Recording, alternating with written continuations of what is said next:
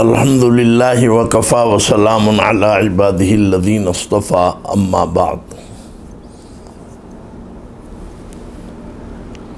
قابل احترام میرے بھائیوں، بہنوں اور دوستوں اور تمام سننے والے سامعین اور ہماری بہنیں، السلام علیکم ورحمۃ اللہ وبرکاتہ۔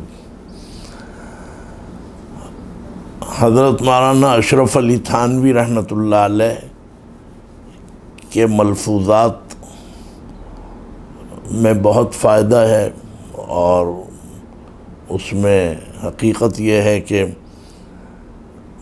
بس یوں سمجھیے کہ علماء جو سب سے بڑا درجہ رکھتے ہیں معاشرے میں، عالم، وہ عالم کہ جس نے چٹائیوں پہ اور زمین پہ بیٹھ کے علم حاصل کیا۔ یہ میں نے اس لیے اس کی وضاحت کر دی کہ اس میز کرسی پہ بیٹھ کے اسٹڈی کرنے والا کچھ بھی کہلا سکتا ہے، لیکن عالم نہیں کہلاتا۔ مولوی اور عالم بستر میں لیٹے ہوئے ہیں، کتاب پڑھ رہے ہیں، نیند آ گئی، کتاب گر گئی، بس صبح اٹھ کے وہ معلوم ہوتا ہے کہ علامہ بن گئے۔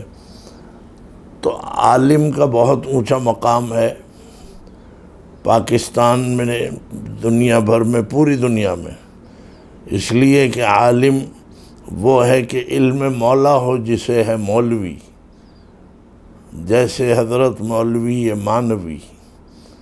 تو صرف اسٹڈی کرنے والے کو عالم نہیں کہتے، انگریزی پڑھے لکھے جو ہمارے لیے محترم ہیں، انگریزی پڑھنے والے بھی، لیکن ان کو آپ ڈاکٹر کہہ دیں، انجینئر کہہ دیں، وکیل کہہ دیں، بیرسٹر کہہ دیں، عالم نہیں کہہ سکتے۔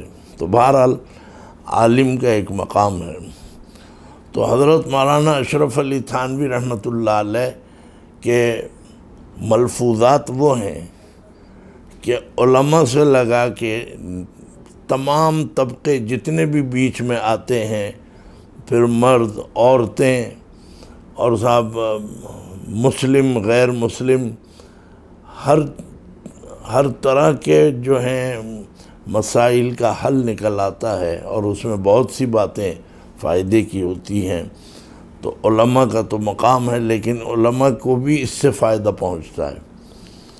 اور وہ صوفی، وہ گویا لوگ کہ جو عالم نہیں ہیں اور وہ بس جیسے جی میں آئے اپنا کام کرتے ہیں، جن کو آپ یوں سمجھ لیجئے جاہل صوفی، اس لیے کہ صوفی ضروری نہیں ہے کہ عالم بھی ہو، لیکن جو عالم ہوگا وہ صوفی بھی ہوگا۔ تو اس لیے یہ جو جاہل صوفی کہلاتے ہیں، ان کا بھی علاج انہی ملفوظات میں نکلتا ہے۔ مغربی تہذیب، مشرقی تہذیب، دینی، اسلامی، صحابہ کے۔ تو بہرحال آج میں ایک ملفوظ پیش کر رہا ہوں۔ ایک صاحب کے سوال کے جواب میں فرمایا کہ میں نے تو ایک مرتبہ لکھنؤ میں بیان کے اندر کہا تھا، اس میں بڑے بڑے بیرسٹر اور وکلاء کا مجمع تھا، یعنی وہ آڈینس سے وہ سننے والے تھے، کون؟ بیرسٹر اور بڑے بڑے وکلاء کا مجمع تھا۔ تو حضرت تھانوی فرماتے ہیں میں نے لکھنؤ میں ایسے اجتماع سے خطاب کیا جس میں بیرسٹر اور وکیل سب جمع تھے، پڑھے لکھے، انگریزی پڑھے لکھے۔ بیان یہ کیا کہ ہر ترقی کو تو آپ بھی محمود نہیں کہہ سکتے۔ محمود سے مراد اچھی ترقی، حمد کے معنی تعریف، اور محمود جو قابل تعریف ہو۔ اس کی ضد ہے ذم، یعنی مذمت، اس کا لفظ آتا ہے مذموم۔ ایک ہے محمود، ایک ہے مذموم۔ محمود کے معنی پسندیدہ، مذموم کے معنی ناپسندیدہ۔ تو حضرت تھانوی فرماتے ہیں کہ بڑے بڑے وکلا بیٹھے تھے، میں نے ان کے سامنے بیان کیا اور یہ کہا کہ ہر ترقی کو تو آپ بھی محمود نہیں کہہ سکتے جیسے ورم کی ترقی ہے۔ یہ ورم آپ جانتے ہیں، ہاتھ میں، پیر میں، کبھی دانت میں درد ہے، داڑھ میں درد ہے تو ورم آ جاتا ہے۔ بہرحال ورم انسانی بدن کی ایک بیماری ہے جس سے پھول جاتا ہے، اس میں سوجن آ جاتی ہے، دکھ اس میں گویا تکلیف ہوتی ہے، اور یہ سب چیزیں اس کے اندر ہوتی ہیں۔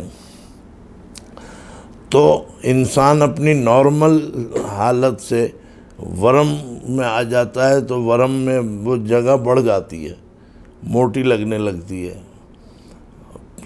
گالوں پہ ورم ہو تو ایسا لگتا ہے بھئی بڑا صحت مند ہے۔ تو فرمایا کہ ورم جو ہے یہ بھی تو ایک ترقی آپ اس کو سمجھ سکتے ہیں، لیکن ورم کو کوئی بھی نہیں کہتا کہ بھئی بڑی ترقی ہو رہی ہے، بہت اچھی صحت ہو رہی ہے، بھئی بڑے اچھے ہاتھ ہو رہے ہیں، بڑی اچھی انگلیاں ہو رہی ہیں۔ تو حضرت تھانوی فرماتے ہیں ورم کو کوئی بھی ترقی نہیں کہتا۔ اس کا طبیب اور ڈاکٹر سے کیوں علاج کراتے ہو؟ اگر یہ ورم کوئی اچھی چیز ہے تو پھر اس کا علاج بھی نہ کرو۔ علاج کرانے ہی سے پتہ چلتا ہے کہ یہ ایک بری چیز ہے، بہرحال یہ ختم ہونی چاہیے، جلد سے جلد ختم ہو۔ جب تک ختم نہیں ہوتی تو ورم والا شخص، مرد ہو یا عورت، بچہ ہو یا بوڑھا، وہ درد میں اور تکلیف میں اور کرب میں مبتلا رہتا ہے۔ تو حضرت تھانوی ایک الزامی انداز میں اصلاح فرما رہے ہیں جواب کے ذریعے۔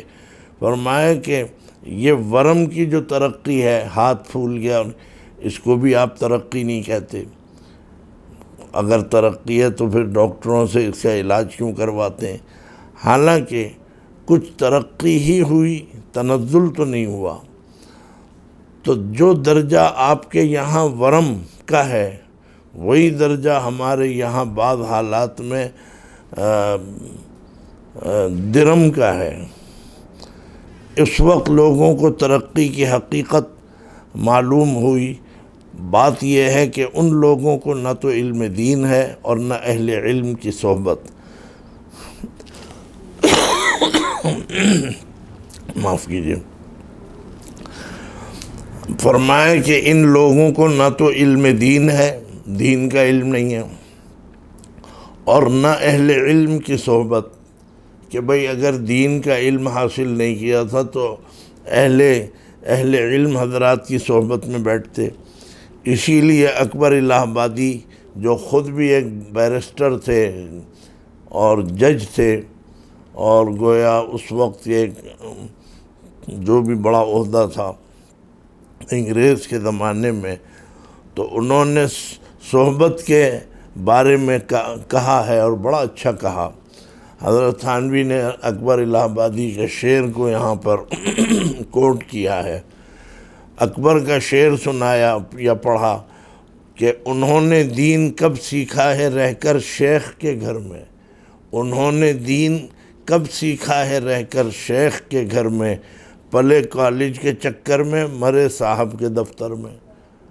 کالجوں میں، یونیورسٹیوں میں وقت گزرا پڑھائی میں، اور جب پڑھنے کے بعد قابل ہو گئے تو صاحب کے دفتر میں پہنچ گئے۔ صاحب کون؟ اس زمانے کا صاحب انگریز ہوتا تھا، انگریزوں کا دور تھا، انگریزوں کی حکومت تھی، انگریزوں کے پاس دفاتر تھے، ان کے پاس عہدے تھے۔ تو فرمایا کہ کالج میں پڑھے اور دفتر میں جا کے مرے، یعنی وہاں ملازمتیں کی، وہیں پہ انتقال، تو بیچ میں کسی عالم یا مولوی سے ملے ہی نہیں۔ تو ایسے لوگوں کو کیا پتہ کہ ترقی کیا چیز ہوتی ہے۔ پھر فرمایا کہ لوگ کسی ترقی یافتہ کے اسباب ظاہرہ کو دیکھ کر کہتے ہیں کہ فلاں نے اس صورت سے ترقی کی، یعنی لوگ جو ہیں بس ظاہری چیزوں کو دیکھ کے یہ کہہ دیتے ہیں کہ صاحب انہوں نے بڑی ترقی کی ہے، انہوں نے، یعنی اب کسی کے گھر میں دیکھیں 5-6 گاڑیاں کھڑی ہیں تو منہ پہ نہ کہیں تو بعد میں کہیں گے کہ بھائی بڑی ترقی کر رہے ہیں، ادھر بھی گاڑیاں تھیں، 4 ادھر تھیں، 3 ادھر تھیں، یہ تھا وہ تھا، تو اس کو لوگ ترقی سمجھنے لگتے ہیں۔ تو یہ کوئی ترقی نہیں ہے کہ بھئی پہلے گاڑی نہیں تھی، گاڑی آ گئی، گاڑی کے بعد پھر 2-3 گاڑیاں اور آ گئی، بنگلے بن گئے، بڑی بڑی چیزیں آ گئی۔ اس کا نام ترقی نہیں ہے۔ حالانکہ یہاں علاوہ اسباب کے ایک دوسری چیز اور ہے، اور وہ ہے اصل علت ترقی کی، یعنی ترقی کی وجہ کو بھی تو دیکھو، اس کو نہیں دیکھتے، اور وہ مشیت حق ہے۔ ورنہ اس کی کیا وجہ ہے کہ ایک شخص نے مال تجارت لا کر الماریوں میں لگا کر اور اعلان کر دیا، یہ تو اس کا اختیاری فعل تھا، مگر آگے خریداروں کی رغبت یہ تو اس کے اختیار میں نہیں ہے، تو محض مشیت پر ہے۔ چنانچہ 2 دکانیں پاس پاس ہوتی ہیں، ایک پر خریدار آتے ہیں، ایک پر نہیں آتے، تو یہ کس کے قبضے میں ہے؟ جن اسباب سے ایک نے ترقی کی ہے، امتحاناً دوسرے کو دے کر دیکھ لو کہ وہ بھی ایسی ہی ترقی کر سکتا ہے یا نہیں۔ یہ بڑا اچھا مسئلہ سامنے آیا ہے، اور یہ گویا اللہ پر بھروسے اور توکل کا بھی ہے۔ لوگ لے جاتے ہیں کہ جی آپ ہماری دکان پہ دعا کرا دیں، افتتاح کر دیں۔ تو میرے والد محترم کا یہ معمول تھا کہ وہ کچھ ایسی بات بیان فرماتے تھے، فرمایا کہ دکان میں مال ڈلوانا، دکان کو اس قابل بنانا، اور اس میں نئی سے نئی کشش والی چیزیں، مثلاً گرمی کے زمانے میں اے سی لگوا دیا دکان میں، اور لائٹیں ہیں، اور صاف پنکھے چل رہے ہیں، اور صاف، تو اتنا کام تو ہر شخص کر سکتا ہے۔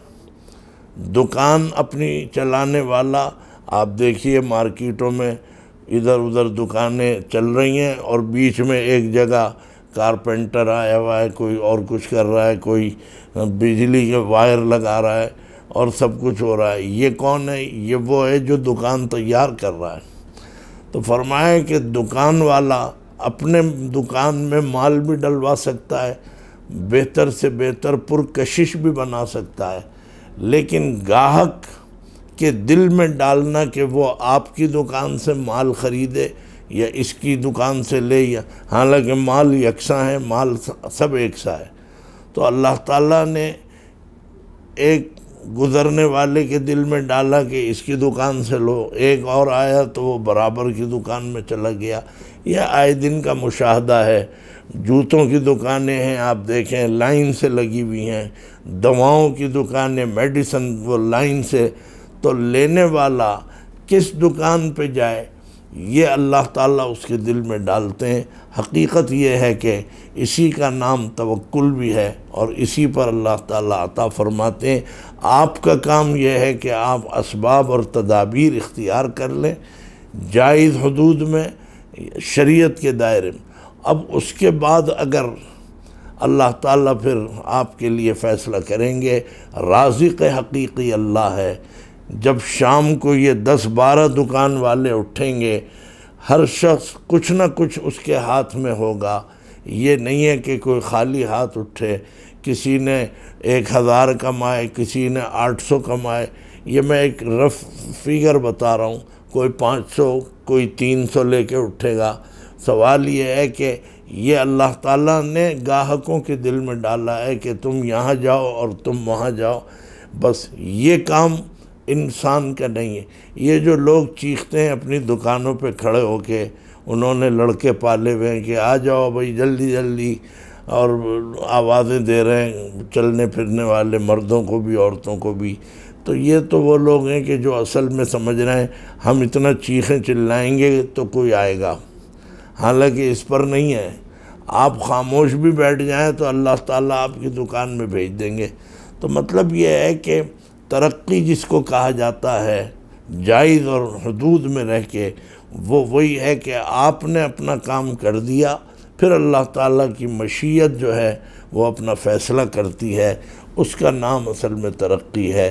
تو بہرحال اکبر کا ایک شعر بھی سن لیجئے کہ اکبر نے، حالانکہ وہ مولوی نہیں تھے، صوفی نہیں تھے، لیکن کلام سنیے جو مولویوں سے بھی بڑھ کے ہے، بلکہ قرآن اور حدیث کے رنگ میں ہے۔ انہوں نے کہا کہ کی مسلمان ترقی جو فرنگی بن کر، اگر مسلمان فرنگیوں کی وضاقتہ اور طرز اور ان کی طرح کے بال کٹوائے، آج کل ایک بال کٹتے ہیں بہت تکلیف ہوتی ہے، نفرت آتی ہے، ہمارے بھانجے، ہمارے بھتیجے اور ہم ایک خاندانی ہیں مطلب سب، اور ان کے خاندان میں ایسی بگڑی ہوئی شکلیں نظر آتی ہیں، بندر کٹ بال کہتا ہوں میں، جیسے بندروں کے نہیں بال کٹواتے وہ ادھر سے اور ادھر سے، یہ سب فرنگیوں کی یہ تقلید ہے تو اکبر نے آج سے 150 سال پہلے کہا تھا کہ مسلمان ترقی جو فرنگی بن کر، یہ ترقی ہے فرنگی کی، مسلمان کی نہیں۔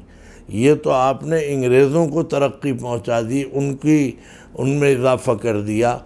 وہ پینٹ قمیص پہنتے تھے، آپ نے کرتا پجامہ چھوڑ دیا، پینٹ قمیص آپ نے بھی پہن لی، تو آپ انہی کی طرف چلے گئے، ان کی تعداد میں اضافہ دکھا دیا۔ پھر انہوں نے پینٹیں بھی پھٹی ہوئی پہننی شروع کر دیں گھٹنوں سے، تو مسلمانوں نے، ہمارے بچوں نے آج پتلونے جو ہیں کاٹ کاٹ کے، لڑکیاں بھی اسی پر عمل۔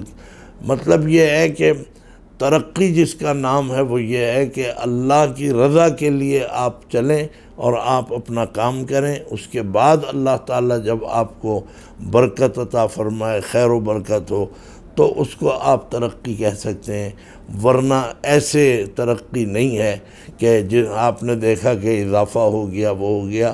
آپ یہ تو دیکھیں کیوں ہوا، بھائی ورم کی کوئی تو وجہ ہے، بیٹھے بٹھائے تو نہیں ورم آتا پیروں پہ، لیکن اب اگر کسی نے گاڑیاں خریدی ہیں، آپ تحقیق کروا لیں یا پوچھ لیں کہ بھئی کیسے خرید لیں، یہ تو پہلے تو پتہ چل جائے گا کہ بھئی جائز طریقے پہ خریدی ہیں یا ناجائز طریقے پہ تو ناجائز طریقے پہ گاڑیاں خریدنا اور بنگلے بنانا اور بڑی بڑی جائیدادیں اور یہ سب کچھ بنانا، یہ نظر تو آتا ہے کہ بھئی بہت پیسہ ہے اور بڑی دولت ہے، بڑی ترقی کی ہے، لیکن اس کا نام ترقی نہیں ہے۔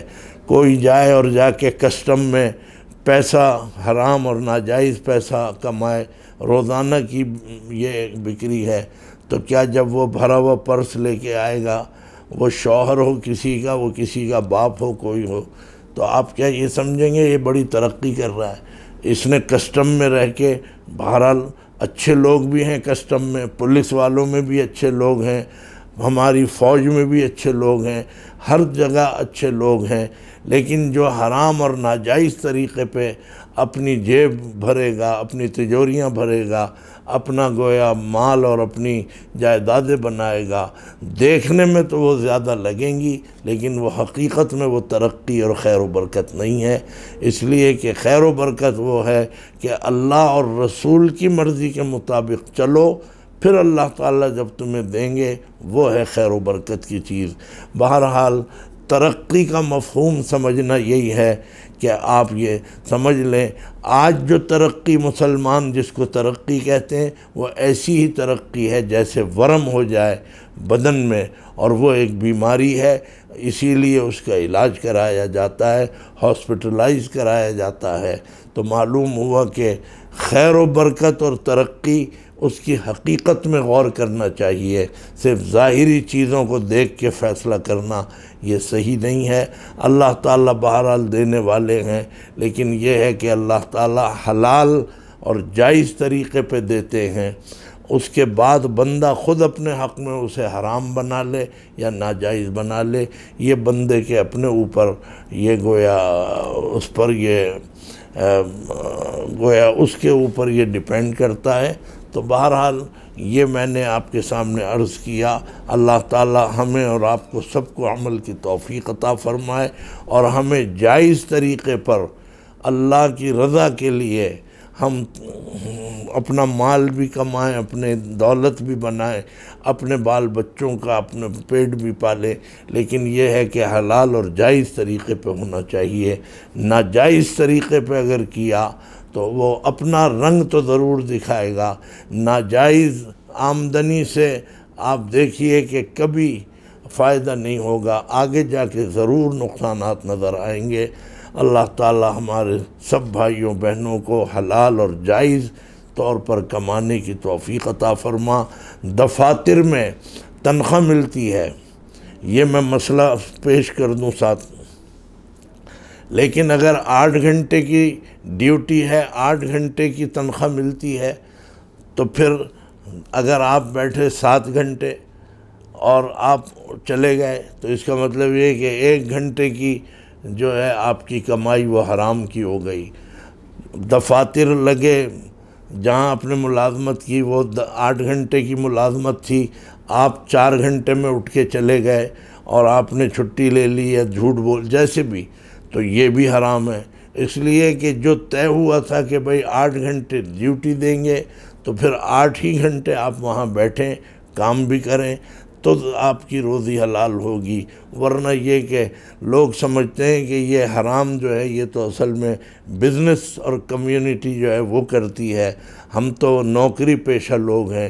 نوکری پیشہ بھی مزدور جیسا شخص کہ جس کو کھدائی کے لیے آپ نے رکھا ہے کہ بھئی یہاں سے یہاں تک اتنی گہرا گڑھا کھودنا، اگر وہ کام نہیں کرتا اور دیہاڑی پوری لے رہا ہے تو اس کا مطلب یہ کہ یہ مزدور بھی حرام کا مرتکب ہے، یہ جائز نہیں کر رہا اپنے حق میں۔ تو ایک مزدور بھی آپ دیکھیں کہ زمرے میں آتی ہے۔ اللہ تعالی ہماری سب کی حفاظت فرمائے۔ وآخر دعوانا ان الحمد للہ رب العالمین۔